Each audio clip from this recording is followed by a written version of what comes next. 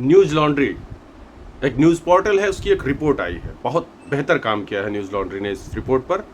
Report में ये है कि 2024 लोकसभा चुनाव और महाराष्ट्र विधानसभा चुनाव के बीच लगभग 6 महीने का अंतर था, और इन 6 महीनों के दौरान भाजपा नेता और मुख्यमंत्री देवेंद्र फडणवीस की सीट नागपुर दक्षिण पश्चिम पर लगभग 29,219 नए मतदाता जुड़े।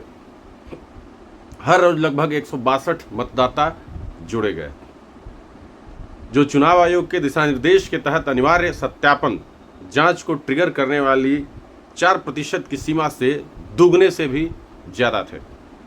देवेंद्र फडणवीस ने 39,000 वोटों से अपने प्रतिद्वंदी कांग्रेस के उम्मीदवार को हराया था, लेकिन 29,000 मतदाता जिनका सत्यापन नहीं कराया गया, वो कहां से आए, एक बड़ा प्रश्न है। सबसे बड़ी बात यह है इस मामले में कि जो बीएलओ हैं, उनका कहना है कि ऐसे ऐसे लोग आ रहे थे जिनको वो पहचानते नहीं हैं। इस बात की चर्चा मैं इसलिए कर रहा हूं कि ठीक 2 से 3 महीने बाद बिहार में विधानसभा चुनाव होने वाले हैं, और चुनाव आयोग ने घोषणा की है कि बिहार में स्पेशल इंटेंसिव रिवीजन कराया जाएगा वोटर लिस्ट का। मेरा मानना यह है कि ये स्पेशल इंटेंसिव रिवीजन के बजाय सरकारी इनविजिबल रिमूवल है। मतलब ये कि इस पूरे प्रकरण में अब जिस तरह के कागजात मांगे जा रहे हैं, अगर ये कागजात नहीं दिए गए लोगों के द्वारा, तो लगभग 4.74 करोड़ जो लोग हैं, नहीं 4.74 करोड़ लोगों को अपनी सिटीजनशिप प्रूव करनी है। एक तरह से ये एक बहुत बड़ी चुनौती है, एक बहुत बड़ी बात है, एक बहुत बड़ी साजिश है।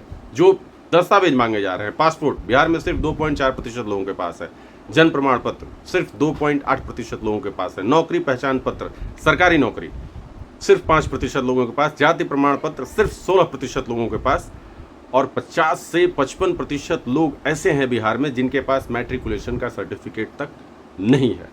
तो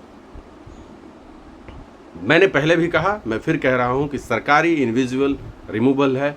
सबसे बड़ी बात यह है कि SIR, इसको आप सर्जिकल रिमूवल ऑफ डेमोक्रेसी भी कह सकते हैं। ये बहुत बड़ा प्रश्न है। तौर तरीके पे, रवैये पे महाराष्ट्र, दिल्ली और हरियाणा में वोटर्स बढ़ाए गए थे, यहाँ पर वोटर्स कम करके खेल करने की कोशिश की जा रही है, और ये हर बिहारी को समझना होगा, इसका विरोध करना होगा। बहुत बहुत धन्यवाद।